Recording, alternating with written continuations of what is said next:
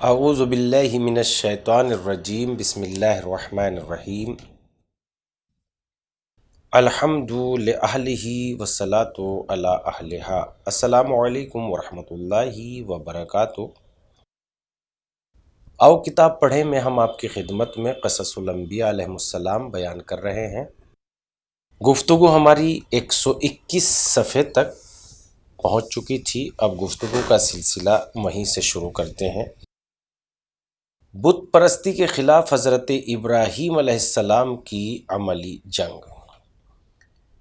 اس کے باوجود کہ آزر حضرت ابراہیم علیہ السلام کو ایک خدا کی عبادت سے روکتا، لیکن جب اس کی نگاہ میں حضرت ابراہیم علیہ السلام کی ملکوتی چہرے سے ٹکرائی تو اس کے دل میں ان کے ساتھ محبت میں اضافہ ہوا۔ چونکہ آزر کارخانہ مجسمہ سازی کا مینیجر تھا، ایک دن اس نے کچھ مجسمے حضرت ابراہیم علیہ السلام کو دیے کہ انہیں اپنے دوسرے بھائیوں کی طرح بازار میں لے جا کر لوگوں کو فروخت کریں۔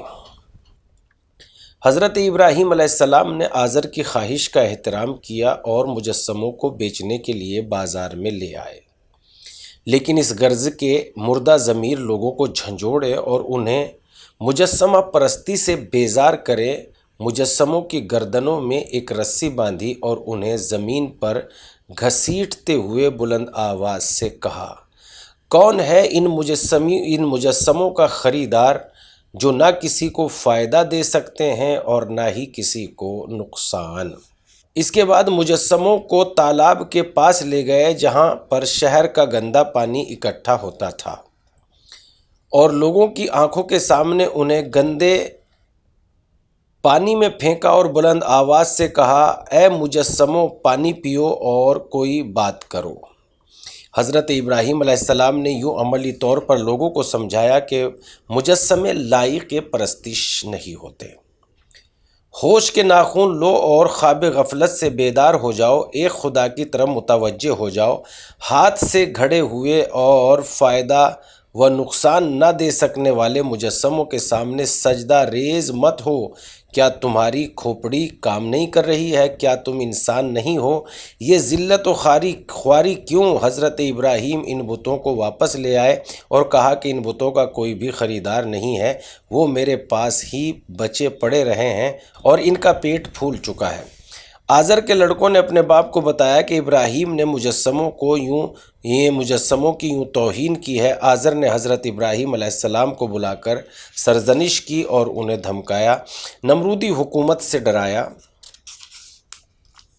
انہوں نے حضرت ابراہیم علیہ السلام نے آزر کی گیدڑ بھبکیوں کی کوئی پرواہ نہ کی۔ آزر نے ارادہ کیا کہ ابراہیم کو جیل میں ڈال دیں، اس طرح ابراہیم میدان میں نہیں ہوں گے اور جیل بھی انہیں کچھ تنبیہ کرے گی۔ اس نے حضرت ابراہیم علیہ السلام کو گرفتار کیا اور اپنے گھر کے اندر قیدی کر دیا، نیز کچھ لوگوں کو پہرے پر بٹھایا کہ کہیں وہ فرار نہ ہو جائیں۔ لیکن کچھ زیادہ مدت نہیں گزری تھی کہ وہ زندان سے نکل گئے اور اپنی دعوت حق کا سلسلہ شروع کر دیا، لوگوں کو مجسمہ پرستی سے روکتے اور ایک خدا کی جانب دعوت دیتے۔ حضرت ابراہیم علیہ السلام نمرود کے ساتھ مذاکرات۔ حضرت ابراہیم علیہ السلام کی مجسمہ پرستی اور طاغوت کی ہر اعتبار سے مخالفت کی شہرت ہر جگہ پھیل چکی تھی، اور ایک عظیم واقعے کے طور پر سب سے پہلی خبر یہی تھی کہ نمرود، جو کہ اس بارے میں سب سے زیادہ حساس تھا، نے حکم دیا کہ ابراہیم کو فوراً اس کے پاس حاضر کیا جائے تاکہ طمع و لالچ سے نیز ڈرا دھمکا کے ان کی زبان پر مہر سکوت، خاموشی کی مہر لگا دی جائے۔ حضرت ابراہیم کو نمرود کے پاس لایا گیا۔ اس نے ابراہیم کو ڈانٹنا اور ان کے کاموں پر اعتراض کرتے ہوئے کہا، تمہارا خدا کون ہے؟ حضرت ابراہیم علیہ السلام نے فرمایا، میرا خدا وہ ہے جس کے ہاتھ میں موت و حیات ہے۔ نمرود دھوکہ و فریب دینے کے راستے سے وارد بحث ہوا اور کہنے لگا، اے نادان، یہ تو میرے اختیار میں ہے، میں ہی زندہ کرتا ہوں اور میں ہی موت دیتا ہوں۔ کیا تم نہیں دیکھتے کہ وہ زندانی جسے پھانسی دینے کا حکم ہو چکا ہے اسے چھوڑ دیتا ہوں؟ اگر میں چاہوں تو ایک آزاد شخص کو پکڑ کر تختہ دار پر لٹا دیتا ہوں۔ اس کے بعد حکم دیا کہ پھانسی کی سزا پانے والے ایک شخص کو آزاد کر دو اور ایک بے گناہ شخص کو تختہ دار پر چڑھا دو۔ حضرت ابراہیم علیہ السلام نے فوراً اپنا استدلال بدلتے ہوئے کہا، صرف موت و حیات ہی نہیں بلکہ کائنات کے خدا کے ہاتھ میں ہے، کائنات خدا کے ہاتھ میں، لہذا میرا خدا تو وہ ہے جو صبح کے وقت سورج کو مشرق سے طلوع کرتا ہے اور مغرب میں غروب کرتا ہے۔ اگر تم سچ کہتے ہو کہ تم لوگوں کے خدا ہو تو سورج کو مغرب کی جانب سے نکال کر مشرق میں غروب کرو۔ نمرود اس محکم استدلال کے مقابلے میں کسی کو دھوکہ و فریب نہ دے سکا اور اپنے ہوش و حواس کھو بیٹھا اور اس کی زبان پر تالے لگ گئے۔ نمرود نے دیکھا کہ اگر وہ ابراہیم علیہ السلام کی کھلم کھلا دشمنی کرتا ہے تو وہ حد سے زیادہ ذلیل و رسوا ہوگا، لہذا اس نے حضرت ابراہیم کے ساتھ ظاہراً دشمنی سے ہاتھ اٹھا لیا اور انتقام لینے کے لیے کسی مناسب موقع کی تلاش میں رہا۔ ادھر سے اس نے ہر جگہ پر اپنے جاسوسوں کی ٹولی لگا دی کہ وہ لوگوں کو حضرت ابراہیم علیہ السلام کے ساتھ میل ملاقات سے ڈرائے اور ان سے دور رکھیں۔ حضرت ابراہیم علیہ السلام کا مجسموں کو توڑ کر استدلال کرنا۔ حضرت ابراہیم علیہ السلام نے مختلف راستوں سے مجسمہ پرستی کے خلاف مقابلہ اور جنگ کی۔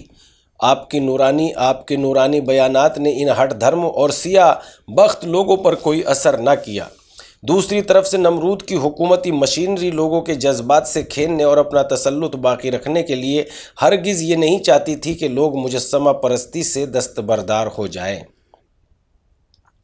حضرت ابراہیم علیہ السلام نے ان کا مقابلہ کرنے کے لیے نئی حکمت عملی کا آغاز کرتے ہوئے بڑے قاطعانہ انداز میں مجسمہ پرستوں اور نمرود کو الٹیمیٹم دیتے ہوئے کہا، وَتَاللَّهِ لَأَكِيدَنَّ أَصْنَامَكُمْ بَعْدَ أَن تُوَلُّوا مُدْبِرِينَ، اور خدا کی قسم میں تمہارے مجسموں کے بارے میں تمہارے چلے جانے کے بعد کوئی تدبیر خود کروں گا۔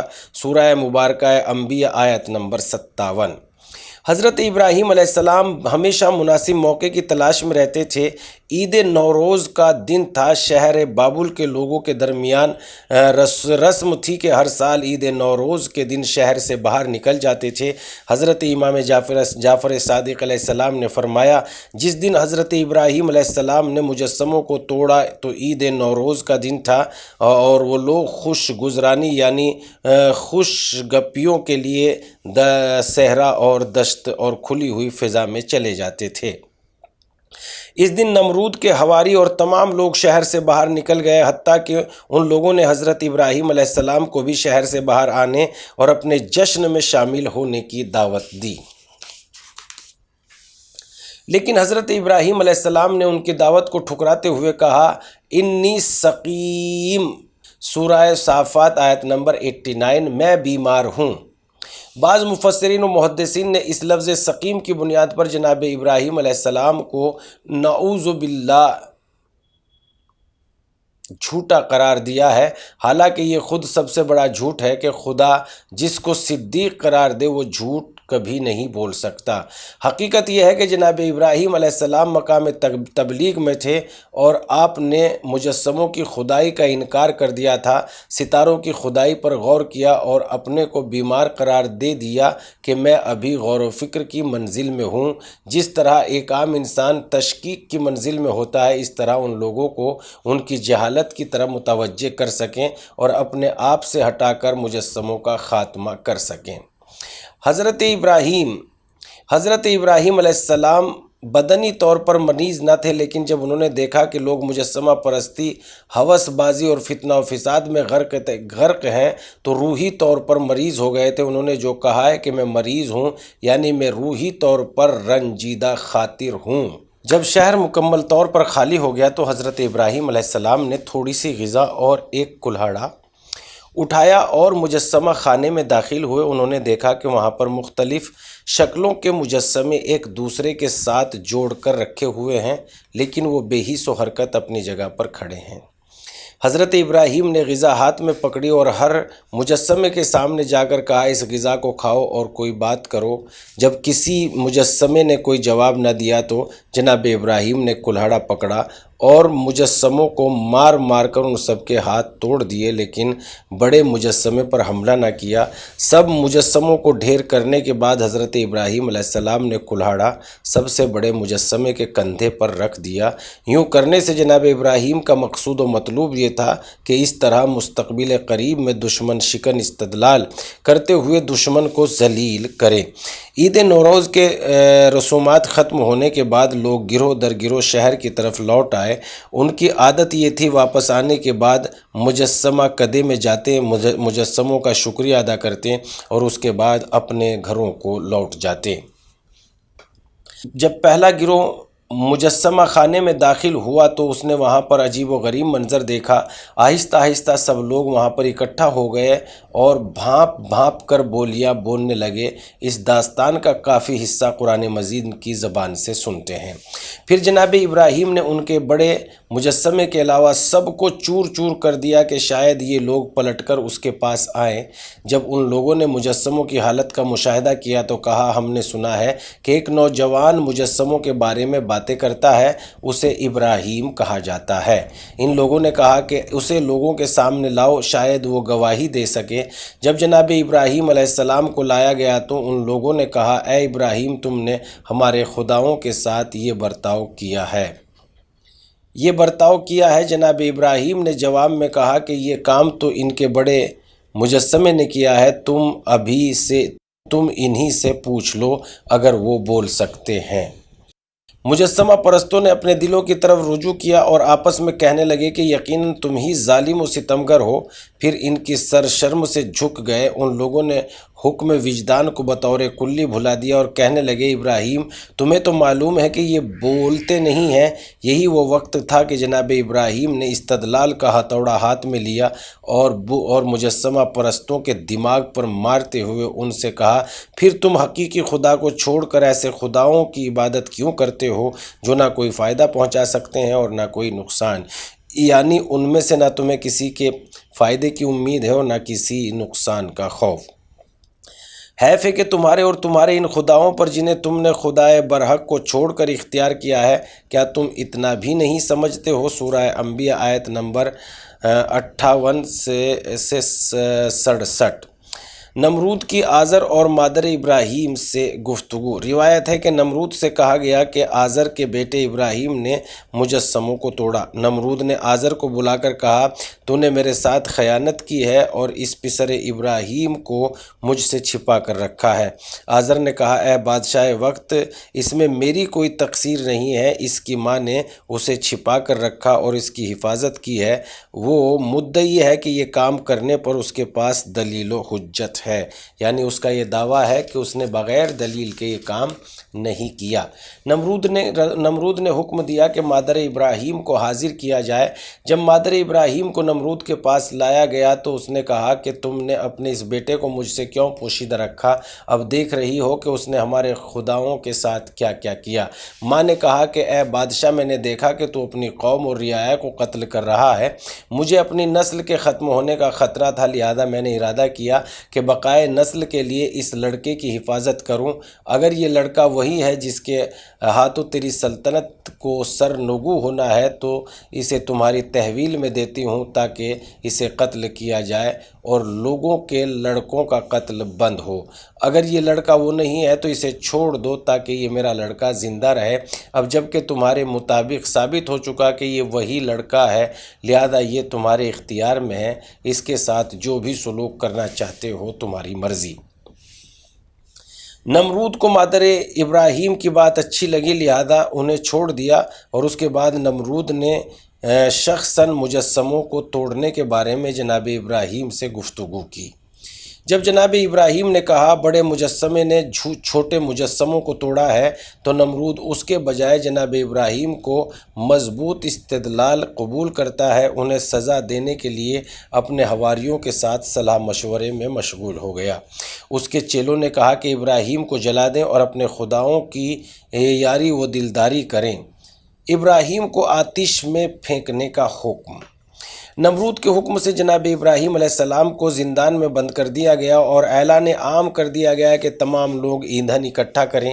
ایک گہری اور کھلی جگہ کا انتخاب ہوا۔ تمام مجسمہ پرست گروہ در گروہ ایندھن لا کر اس مقام پر ڈھیر لگاتے گئے۔ اگرچہ حضرت ابراہیم علیہ السلام کو جلانے کے لیے تھوڑی مقدار میں ایندھن کافی تھا، لیکن دشمن یہ چاہتے تھے کہ جناب ابراہیم کے بارے میں ان کے دل میں جس قدر کینہ و حسد ہے اسے ظاہر کریں اور ماجرا تمام لوگوں کے لیے عبرت حاصل کرنے کا سبب بنے۔ نیز نمرود کی بدماشی اور عظمت کا سکہ تمام دلوں پر بیٹھ جائے تاکہ آئندہ کسی میں ایسا کرنے کی جرأت و ہمت نہ ہو۔ آخر کار جناب ابراہیم علیہ السلام کو آگ میں ڈالنے کا مقررہ دن آ گیا۔ اس جنگل کے ایک طرف نمرود کے ایک بہت بلند محل بنایا نمرود کے لیے ایک بہت بلند محل بنایا گیا۔ نمرود اس کی چوٹی پر چڑھ گیا تاکہ جناب ابراہیم علیہ السلام کے جلنے کا منظر دیکھے اور لطف اٹھائے۔ ایندھن کو آگ دکھائی گئی تو آگ کے شعلے آسمان سے باتیں کرنے لگے۔ وہ شعلے اس قدر بلند تھے کہ ان کے اوپر سے کوئی بھی پرندہ پرواز نہیں کر سکتا تھا، اور اگر کوئی پرندہ ان شعلوں کے اوپر سے گزرنے کی کوشش کرتا تھا تو جل کر آگ میں گر جاتا۔ اب نمرودی اس فکر میں تھے کہ جناب ابراہیم کو کیسے آگ میں پھینکا جائے۔ شیطان یا کسی شیطان صفت انسان نے آگے بڑھ کر ایک منجنیق بنائی اور جناب ابراہیم کو اس میں رکھا تاکہ اس کے ذریعے انہیں آگ میں پھینکے۔ جب یہ سب کچھ ہو رہا تھا تو جناب ابراہیم یکو تنہا تھے۔ انسانوں میں سے ایک شخص بھی ان کا حامی نہ تھا، بلکہ جناب ابراہیم کا مولا باپ آزر ان کے قریب آیا اور ایک زوردار تھپڑ ان کے منہ پر رسید کیا اور سخت لہجے میں کہا، اپنے عقیدے سے دستبردار ہو جاؤ۔ لیکن تمام ملکوتی موجودات جناب ابراہیم علیہ السلام کے لیے پریشان تھے۔ آسمانی فرشتے گروہ در گروہ پہلے آسمان پر آ گئے اور اللہ تعالیٰ کی بارگاہ میں جناب ابراہیم کی نجات کے لیے التجا کی۔ حضرت جبرائیل نے بارگاہ خداوندی میں عرض کیا، خدایا ابراہیم تیرا بندہ، تیرا خلیل، پوری زمین پر تیری عبادت کرنے والا، اس کے سوا کوئی نہیں ہے۔ دشمن اس پر غالب آ چکا ہے، اسے آگ میں جلانا چاہتا ہے۔ اللہ تعالیٰ نے جبرائیل سے خطاب کیا، خاموش رہو، پریشان تو وہ بندہ ہوتا ہے جسے تمہاری طرح موقع ہاتھ سے نکل جانے کا خوف ہو۔ ابراہیم میرا بندہ ہے، اگر میں چاہوں گا تو اسے بچا لوں گا، اور اگر وہ دعا کرے تو اس کی دعا مستجاب کروں گا۔ آتش نمرود کا گلزار میں تبدیل ہو جانا۔ جناب ابراہیم علیہ السلام منجیق میں اچھالے جانے سے کچھ لمحات قبل خدا کو یوں پکار رہے تھے، یا اللہ ہو، یا واحد ہو، یا احد ہو، یا صمد ہو، یا من لم یلد ولم یولد ولم یکن لہ کفوا احد۔ کفوا احد نجینی من النار برحمتک۔ اے خدا، اے یکتا، اے بے مثال، اے بے نیاز، اے وہ کہ جس کی نہ کوئی اولاد ہے، نہ ہی وہ کسی سے پیدا ہوا ہے، نہ اس کا کوئی کفو و ہمسر ہے، مجھے اپنی رحمت سے اس آگ سے نجات دے دے۔ حضرت جبرائیل نے فضا میں جناب ابراہیم سے ملاقات کرتے ہوئے کہا، قال یا ابراہیم آلک حاجہ، کیا میری مدد کی ضرورت ہے؟ جناب ابراہیم نے کہا، فقال اما الیک فلاح، مجھے تمہاری کوئی ضرورت نہیں، لیکن پروردگار جہاں کا محتاج ہوں۔ حضرت جبرائیل علیہ السلام نے جناب ابراہیم کی انگلی میں ایک انگوٹھی پہنائی جس پر لکھا ہوا تھا، خدا کے سوا کوئی معبود نہیں ہے، محمد مصطفیٰ صلی اللہ علیہ وآلہ وسلم اللہ کے رسول ہیں، میں خدا کی پناہ میں ہوں اور اسی پر اعتماد کرتا ہوں اور اپنا کام اسی پروردگار کے حوالے کرتا ہوں۔ یا نارو، اس وقت آگ کے لیے فرمان الہی صادر ہوا، یا نارو کونی بردم و سلامن علی ابراہیم، اے آگ ابراہیم پر ٹھنڈی ہو جا اور سلامتی کا سبب بن جا۔ آگ اس قدر ٹھنڈی ہو گئی کہ سردی سے حضرت ابراہیم علیہ السلام کے دانت بجنے لگے۔ آگ سرسبز و شاداب گلستہ میں تبدیل ہو گئی۔ حضرت جبرائیل علیہ السلام جناب ابراہیم علیہ السلام کے پاس آ کر بیٹھ گئے اور محو گفتگو ہوئے۔ بہتر یہ ہے کہ یہاں پر مذکورہ مطلب سے متعلق کتاب مصنوع سے مولانا کہ اشعار پر ان توجہ کو مرکوز کیا جائے۔ نمرود نے جناب ابراہیم علیہ السلام کو دیکھا کہ وہ باغ میں ایک بوڑھے شخص کے ساتھ بیٹھے ہوئے گفتگو میں محو گفتگو ہیں۔ اس نے آزر کی طرف متوجہ ہو کر کہا، حقیقتاً تمہارا بیٹا اپنے رب کے نزدیک بہت محبوب ہے۔ نیز یہ بھی کہا کہ اگر بنا اس پر کہ کوئی اپنا خدا منتخب کرے تو مناسب ہے ابراہیم کے خدا کا انتخاب کرے۔ نمرود کے ایک چاپلوس درباری نے نمرود کی وحشت کو کم کرنے کے لیے کہا، میں نے اس آگ پر ایک دعا پڑھی ہے کہ وہ ابراہیم کو نہ جلائے۔ اسی لمحے اس آتش سے ایک ستون اس پر گرا اور اسے جلا کر راکھ کر دیا تاکہ اندازہ ہو جائے کہ جھوٹا اپنی سزا کو پہنچ گیا ہے۔